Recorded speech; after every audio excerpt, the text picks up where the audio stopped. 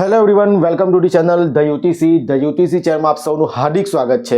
આશા રાખું કે તમે જુનિયર નિરીક્ષકની એક્ઝામની પ્રિપેરેશન ખૂબ જ સારી રીતે 100% તમારા ડેડિકેશનથી અને આત્મવિશ્વાસથી કરી રહ્યા હોય। આપણે આ સિરીઝમાં ઇલેક્ટ્રિકલ એન્જિનિયરિંગનો જે બેઝિક કન્સેપ્ટ છે, બેઝિક ઇલેક્ટ્રિકલ એન્જિનિયરિંગ છે, જે તમારા સિલેબસમાં છે તેની સિરીઝ ચાલુ કરવા જઈ રહ્યા છે। ઓકે, તો એ વિડીયો સ્ટાર્ટ કરવા પહેલાં હું તમને જણાવી દઉં કે ઇલેક્ટ્રિકલ અને મિકેનિકલ એન્જિનિયરિંગના જીપીએસસી તેમજ GSSBના last 10 most important previous paper આપણે એનો એક વિડીયો બનાવ્યો હતો અને એમાં ઘણા બધા સ્ટુડન્ટ્સે સારો રિસ્પોન્સ આપ્યો છે। જો તમે પણ પ્રિપેરેશન કરતા હોય અને જો બાય કરવા માંગતા હોય તો જે નંબર છે જે તમને ડિસ્ક્રિપ્શનમાં આપેલો છે અથવા તો 6354999091 પર તમારે વોટ્સઅપ પર હાઈ કરવાનું છે અને તમને QR કોડ આપવામાં આવશે અને તમે ત્યાંથી એને પરચેસ કરી શકો। ઓકે, તો વિડીયોને આપણે સ્ટાર્ટ કરી કે બેઝિક ઇલેક્ટ્રિકલ એન્જિનિયરિંગ। ઓકે, તો પહેલી વસ્તુ કે જુનિયર નિરીક્ષકની એક્ઝામ માટે જે સિલેબસ હજુ જાહેર થયો નથી, બરાબર, ને 2016-17ની જે ભરતી આવી હતી એમાં સિલેબસ આપ્યો ન હતો। હવે આ વખતે સિલેબસ આપશે કે નહીં, ક્વેશ્ચન માર્ક છે। જો આપશે તો એના પર આપણે વિડીયો બનાવીશું। હાલ પૂરતી આપણે જે ઇલેક્ટ્રિકલ અને મિકેનિકલનો જે પોર્શન વધારે પૂછાય છે એના માટે આપણે બેઝિક ઇલેક્ટ્રિકલ એન્જિનિયરિંગનો સબ્જેક્ટ સ્ટાર્ટ કરીએ છીએ। ઓકે, તો સૌપ્રથમ હું વાત કરું કે બેઝિક ઇલેક્ટ્રિકલ એન્જિનિયરિંગની અંદર આપણે એક્ઝામ પોઈન્ટ ઓફ વ્યૂ જેટલા પણ ટોપિક હશે, પોઈન્ટ હશે, એના વિશે આપણે ચર્ચા કરીશું। વધારે ડિટેલમાં નહીં જઈશું, કેમ કે આ કોર્સ કમ્બાઈન છે, બરાબર, એટલે કે આ જે વેકેન્સી છે કમ્બાઈન કોર્સ માટેની વેકેન્સી છે, તો એટલું બધું ડિટેલમાં જશે નહીં, કારણ કે બધી જ બ્રાન્ચના વિદ્યાર્થીઓમાં હોય। ઓકે, એટલે આપણે બેઝિક જે MCQ પૂછાઈ શકે એવા ટોપિક અને પોઈન્ટની આપણે ચર્ચા કરીશું। તો આપણે વિડીયોને સ્ટાર્ટ કરીએ। તો બેઝિક ઇલેક્ટ્રિકલ એન્જિનિયરિંગ કે જેની અંદર તમે સ્કૂલ અથવા તો તમે 12th સાયન્સ અથવા તો કોલેજના ફર્સ્ટ યરમાં તમે ભણ્યા જ હશો કે પોઝિટિવ ચાર્જ અને નેગેટિવ ચાર્જ, એટલે કે ધન વિદ્યુતભાર અને ઋણ વિદ્યુતભાર, આપણે બેઝિક ઇલેક્ટ્રિકલ એન્જિનિયરિંગના એકદમ બેઝિક પોઈન્ટની ચર્ચા કરી રહ્યા છે કે જેથી તમને આવનારા જે વિડીયો છે તેના વિશે વધારે માહિતી એટલે કે વધારે સમજ પડી શકે। ઓકે, તો આપણે પોઝિટિવ ચાર્જ અને નેગેટિવ ચાર્જ એટલે કે ધન વિદ્યુતભાર અને ઋણ વિદ્યુતભાર, બરાબર, બધાને ખ્યાલ છે કે 2 types of electric charge, first is positive and second one is negative charge. જો બંને ચાર્જ સેમ હોય એટલે કે બે પોઝિટિવ ચાર્જ અથવા તો બે નેગેટિવ ચાર્જ, તો શું થશે? Ripple to each other, that means કે બંને વચ્ચે શું થશે? અપાકર્ષણ થશે। And if there will be first positive charge અને નેગેટિવ ચાર્જ, ધેન શું થશે? આકર્ષણ થશે, એટલે કે attract to each other. That means એના પરથી એવું કહી શકાય કે કોઈ પણ ચાર્જને કોઈ એક જગ્યાએથી બીજી જગ્યાએ ખસેડી શકીએ, એના પર કાર્ય કરી શકાય છે। તો એના પરથી આપણે એક ડેફિનેશન છે જે તમને આગળ જતાં ઘણી કામ આવશે, ઇલેક્ટ્રિક પોટેન્શિયલ, બરાબર, ઇલેક્ટ્રિક પોટેન્શિયલ। તો એની ડેફિનેશન શું છે? The ability of charge body to do work is called electric potential. તો અહીં કહેવા શું માંગે છે કે કોઈ પણ એક વિદ્યુત ભારને કોઈ એક જગ્યાએથી બીજી જગ્યાએ ખસેડવા માટે એના પર કાર્ય કરવું પડે, બરાબર છે, તો એ કાર્ય કરવા માટે ઇલેક્ટ્રિક પોટેન્શિયલ જવાબદાર છે। ઓકે, તો જોજો આનું જે ફોર્મ્યુલા છે તો શું થશે? V is equal to W/Q। હવે W એટલે શું? વર્ક ડન, એટલે કે એક પોઈન્ટ ચાર્જને અહીંથી એક જગ્યાએથી આપણે એક જગ્યાએ ખસેડ્યો, બીજી જગ્યાએ ખસેડ્યો છે, તો એના પર વર્ક ડન થયું। અને Q એટલે શું? વિદ્યુત ભાર, ઇલેક્ટ્રિક ચાર્જ।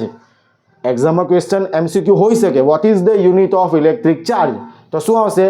કુલમ્બ, બરાબર, આપણે એને કુલમ્બ યુનિટ આપેલો છે ઇલેક્ટ્રિક ચાર્જ એટલે કે વિદ્યુત ભારને, એ તમને ખ્યાલ જ હશે। તો અહીં આપણે એવું કહીએ કે એક કુલમ્બ વિદ્યુત ભાર, જોજો, એક કુલમ્બ વિદ્યુત ભાર એટલે કે ઇલેક્ટ્રિક ચાર્જને એક જગ્યાએથી બીજી જગ્યાએ જે ખસેડવા માટે કાર્ય કરવું પડે, અને આપણને ખબર છે કે કાર્યનો યુનિટ શું છે? જૂલ। તો શું? 1 જૂલ જેટલું કાર્ય કરવું પડે, બરાબર। તો 1 જૂલ અપન 1 કુલમ્બ, તો એને આપણે કહીશું 1 વોલ્ટ, બરાબર છે, 1 વોલ્ટ। ધેટ મીન્સ ઇલેક્ટ્રિક પોટેન્શિયલનો જે એકમ છે તો શું છે? વોલ્ટ। આઈ હોપ કે તમને ઇલેક્ટ્રિક પોટેન્શિયલ ખબર પડી ગઈ હશે। જો નહીં ખબર પડી હોય તો વિડીયો પોઝ કરો અને પાછળ જઈને થોડું સમજી લો। ઓકે, આપણે એટલું બધું ડિટેલમાં નથી જતા, ખાલી જસ્ટ તમને ડેફિનેશન સમજાવું છું। ત્યાર પછી આપણે વાત કરીશું પોટેન્શિયલ ડિફરન્સ, ને જો ગુજરાતીમાં આપણે કહીએ છીએ વિદ્યુત સ્થિતિમાનનો તફાવત। તો સિમ્પલ વાત છે કે ધારો કે 2 કપમાં પાણી છે, એકમાં વધારે છે એકમાં ઓછું છે, બંને પાઇપ વચ્ચે કનેક્ટ કરી દઈએ તો શું થશે? પાણી વધારેમાંથી ઓછા તરફ જશે। તો અહીં આપણે 2 ચાર્જ બોડી લઈએ છીએ, જેમ કે ચાર્જ બોડી A અને ચાર્જ બોડી B, કે જેના પર ઇલેક્ટ્રિક ચાર્જ છે, બરાબર। હવે એની અંદર પોટેન્શિયલ ધારો કે 20 વોલ્ટ અને આ 10 વોલ્ટ છે, ઓકે, તો બંને વચ્ચે જે પોટેન્શિયલ ડિફરન્સ બનશે તો VAB ઇઝ ઇક્વલ ટુ શું? VA માઇનસ VB એટલે કે 20 માઇનસ 10 કેટલા વોલ્ટ? 10 વોલ્ટ. એટલે પોટેન્શિયલ ડિફરન્સનો યુનિટ પણ શું થશે? વોલ્ટ જ થશે. બરાબર છે. ચાલો હવે આપણે વાત કરીશું ઇલેક્ટ્રિક કરંટ, જેને ગુજરાતીમાં વિદ્યુત પ્રવાહ તરીકે આપણે ઓળખીએ છીએ અને એને ઇન્ડિકેશન છે કેપિટલ I. બરાબર છે. ઇલેક્ટ્રિક કરંટ વિદ્યુત પ્રવાહનું ઇન્ડિકેશન થશે કેપિટલ I. તો સિમ્પલ ભાષામાં તમને વાત કરું કે ઇલેક્ટ્રિક કરંટ વિદ્યુત પ્રવાહ એટલે શું? That is the rate of flow of electron. બરાબર છે, કે જેનું ફોર્મ્યુલા તમારી સામે મેં લખું છું, I is equal to Q/T. Q એટલે શું? વિદ્યુત ભાર, ઇલેક્ટ્રિક ચાર્જ. બરાબર છે. એકમ સમયમાં કોઈ પણ વાહકમાંથી પસાર થતો વિદ્યુત ભાર, એને આપણે શું કહીશું? Electric current. અને એનું ફોર્મ્યુલા થશે I is equal to Q/T. Okay, ચાલો હવે I is equal to Q/T છે. આપણે જાણીએ છીએ કે Q વિદ્યુત ભારનો એકમ શું છે? કુલંબ. અને T નો એકમ શું? સેકન્ડ. એટલે I જે છે Q/T, તો આનો એકમ શું થશે? કુલંબ પર સેકન્ડ અથવા એમ્પિયર. બરાબર છે. શું કહેવાશે? કુલંબ પર સેકન્ડ અથવા તો એમ્પિયર. ઇલેક્ટ્રિક કરંટના બે યુનિટ છે. હવે જરા ધ્યાન આપજો, MCQ જે પૂછાય છે, MCQ પૂછાયો છે કે જે આપણા ઘરમાં ફ્યુઝ યુઝ કરીએ છીએ તો એનું રેટિંગ શેમાં એક્સપ્રેસ્ડ થશે? MCQ છે. ઘણી બધી એક્ઝામમાં પૂછાયો છે, તમે જોવો હોય તો જોઈ લેજો. જે મેં PDF આપી છે તમને લાસ્ટ 10 પેપરની, એની અંદર પણ આ MCQ છે. જો તમે હજુ તમારી પાસે નહીં હોય તો પ્લીઝ એ બાય કરી લેજો. ઘણું ઇમ્પોર્ટન્ટ છે ને તમારે એને વારંવાર રીડિંગ કરવાની છે. ઓકે, ચાલો હવે જે ફ્યુઝ છે તેનું રેટિંગ આપણે શેમાં એક્સપ્રેસ કરીએ છીએ? એમ્પિયર. આ એક MCQ છે કે ફ્યુઝ રેટિંગ, અહીંયા લખું છું મેં, fuse rating express in ampere. બરાબર છે. એકદમ ઇમ્પોર્ટન્ટ છે આ વસ્તુ. પૂછાયેલો ક્વેશ્ચન્સને પૂછાઈ શકે આપણી એક્ઝામ માટે, તો બહુ જરૂરી છે આ વસ્તુ. ચાલો, તો rate of flow of electron that is called electric current. I is equal to Q/T એટલે કે કુલંબ પર સેકન્ડ અથવા તો એનો યુનિટ થશે એમ્પિયર. હવે તમને ખ્યાલ જ હશે કે ભાઈ એમ્પિયર અને મિલી એમ્પિયર વચ્ચે રિલેશન.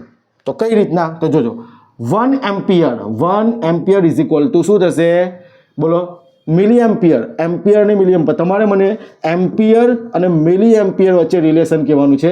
એમ્પિયર અને મિલી એમ્પિયર તેમજ માઇક્રો એમ્પિયર વચ્ચે રિલેશન તમારે મને કમેન્ટ કરવાનો છે.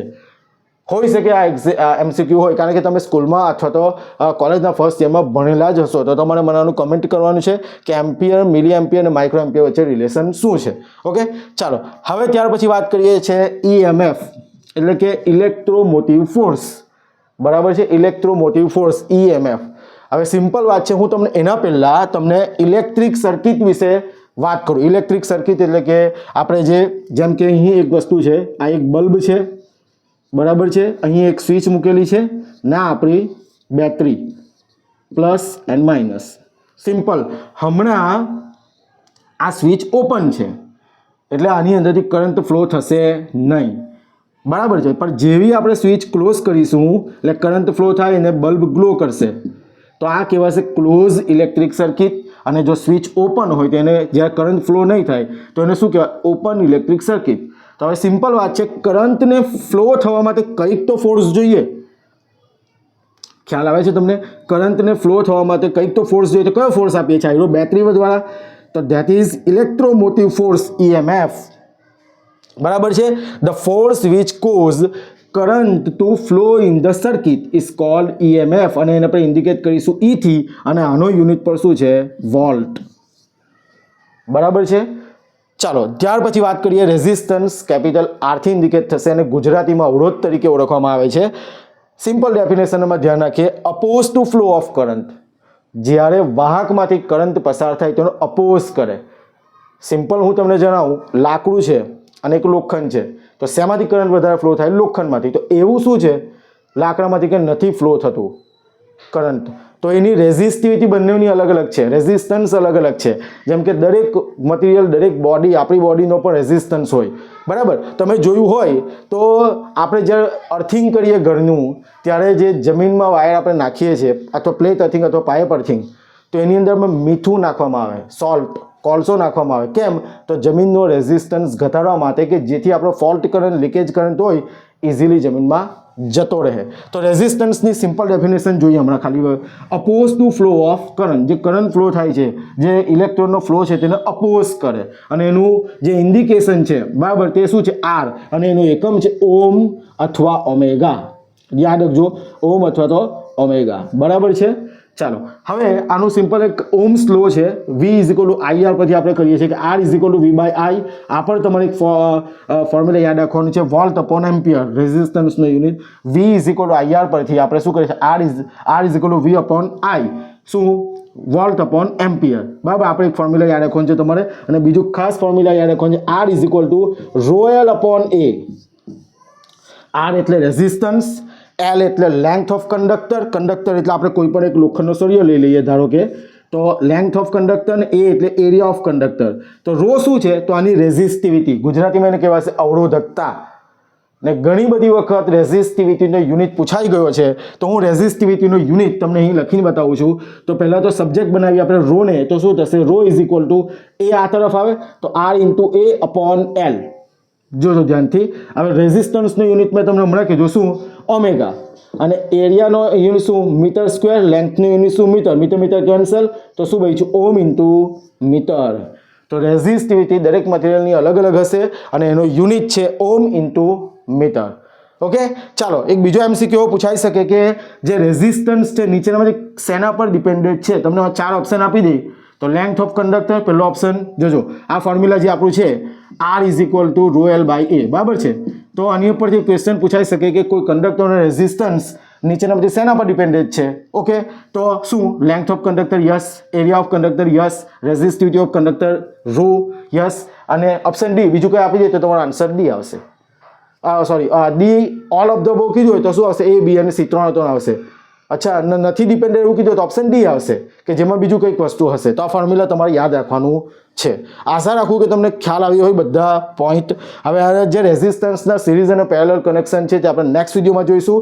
હજુ પણ હું તમને જણાવું કે જો તમે ચેનલને સબસ્ક્રાઇબ નહીં કરી તો કરી દો, કે જેથી આવા કોઈ પણ વિડીયો અપલોડ થાય તો તમને એની માહિતી, નોટિફિકેશન મળી રહે. અને જો તમે PDF હજુ પણ બાય નથી કરી તો પ્લીઝ જે મેં તમને નંબર કીધો જે ડિસ્ક્રિપ્શનમાં છે તેના પર WhatsApp પર હાઈ કરો.